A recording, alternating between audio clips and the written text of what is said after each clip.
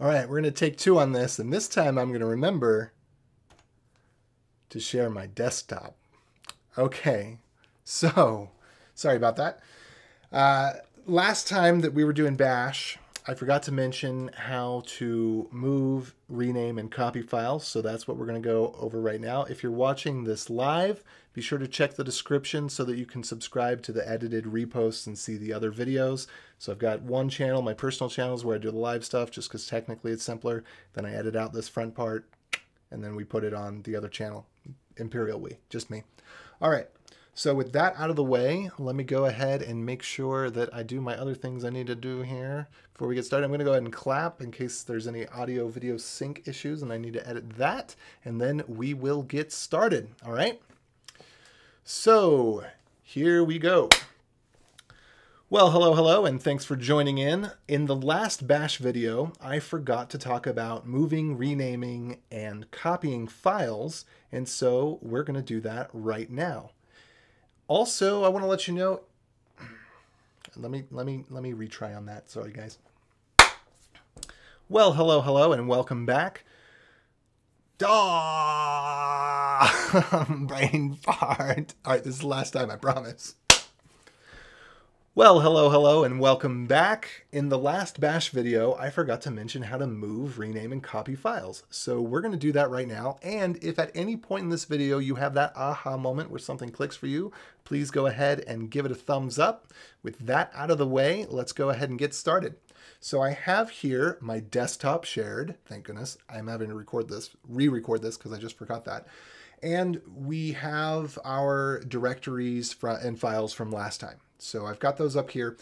Moving and renaming files are exactly the same thing. You use the mv command. There is no such thing as a move. You're either renaming a file, and you might be renaming it to a different directory, but you're either renaming a file or you happen to be making a copy of the file with whatever name and then deleting the original. And the mv command will do the right thing. If it needs to, if you're trying to move between drives, it will move the file, it will make a copy of the file, and then it will delete the other one. Otherwise, it'll be instantaneous because it'll just be a rename.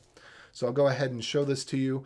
For example, let's say that I want to move, oh, I wasn't in the right directory. Let me go ahead and get in the right directory. Oh, I'm on a server. Oh, there we go. Let me get out of there. Okay, now I'm in the right directory on my Mac. And yeah, I don't need to move in directory. We're just going to move, yeah, let's do this. We're going to move test.html to index.html. And that was just instantaneous. It was a rename. And now we're going to move index.html into dir2. Again, instantaneous. It's just a rename. Now, of course, we've got a big file. We've got a video file here. So I can show you. Normally, it would take a little bit of time to copy a large video file. But if I rename it, let's call this, well, XXX is actually a pretty bad name. Let's call it delete me, because I think this was just a junk temporary file. So you can see it takes no time. Now, the other command that we need to be familiar with is rsync.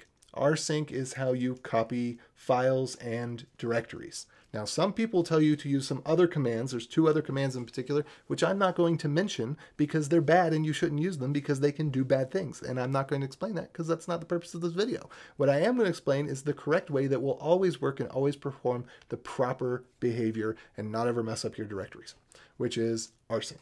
So one thing that I need to do, I have an alias. We talked about aliases yesterday. I have an alias where I am always using the same options for rsync, and that alias is called rsync, so I don't have to edit anything to change it. But the options that pretty much you always want to use are AVHP, capital P, and that's for all, verbose, human readable. Human readable means instead of showing 1 billion bytes, show 1 gigabyte and stuff like that. And then progress means that it'll show a progress indicator. Now, for the kind of files that we're using, everything's going to be so fast, it's instant, so that doesn't matter. But when you've got big files that you're copying, it's nice to have the progress indicator. All right, so I'm going to show you not how to use my alias. You can go ahead and set up your own. I'd advise that you do that. But I'm going to show you how to use rsync. It's very simple. It works the same way as what we just had. we give it some options, and the A, meaning all, means not only copy all files and folders, but it also means copy all permissions and attributes of a file. So this is important because executable files have something that's called a permission that is executable, and if you copy a file, then you don't copy its executable status. It will not work as a command. And there are some other details about ownership.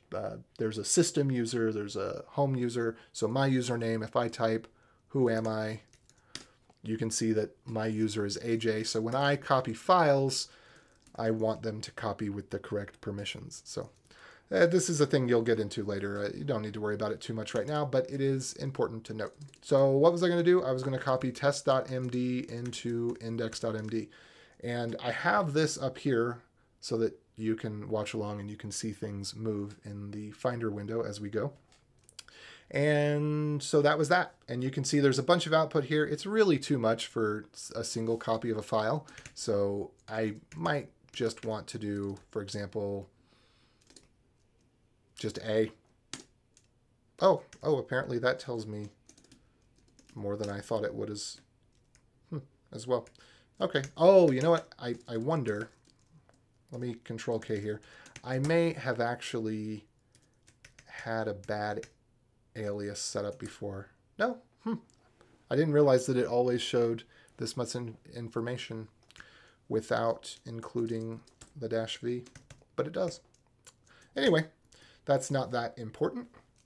I'm going to use rsync, same thing again. Oh, and the way that I remember this is alien versus predator with an H. So A, alien, V versus P, predator, and an H for good measure, I guess.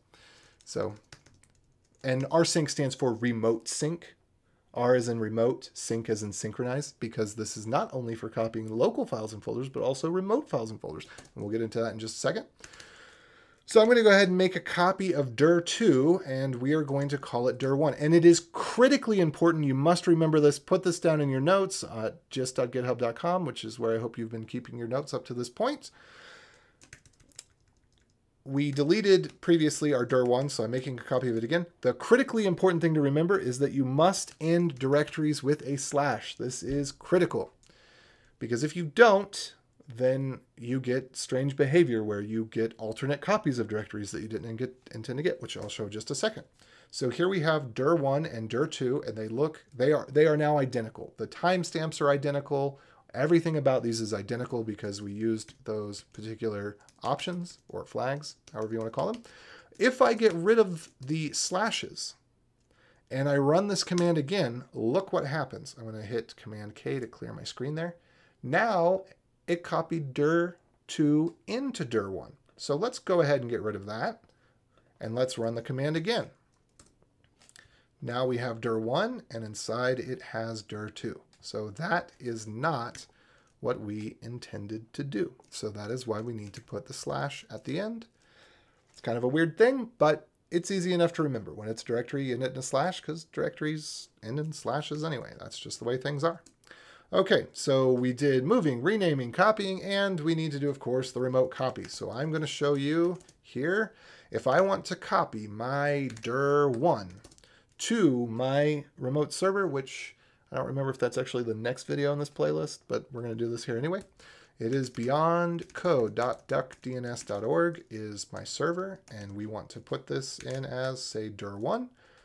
So I enter that in, and voila! As it turns out, copying to a remote server is as simple as, or uploading, some might call this uploading to a remote server, is as simple as copying on a local file system. The difference is that you put the domain or IP address of the server that you are uploading to, followed by a colon, and then the directory that it goes to. And that is all. All right. So with that out of the way, I think we covered the important things that we need to cover. I think whatever is next up is what I said in the last video. Go ahead and look in the description button. If this was useful, give it a like, subscribe. But more importantly, go into the description and make sure that you're subscribing to the live channel if you want the live channel, and the Beyond Code channel if you want the edited videos, or both of them. All right. And there's also a little lifestyle channel that I do. You can subscribe to that if you want. It's just kind of a life tips, morning shower thoughts kind of thing. But with that out of the way, you have an excellent day, and I will catch you later.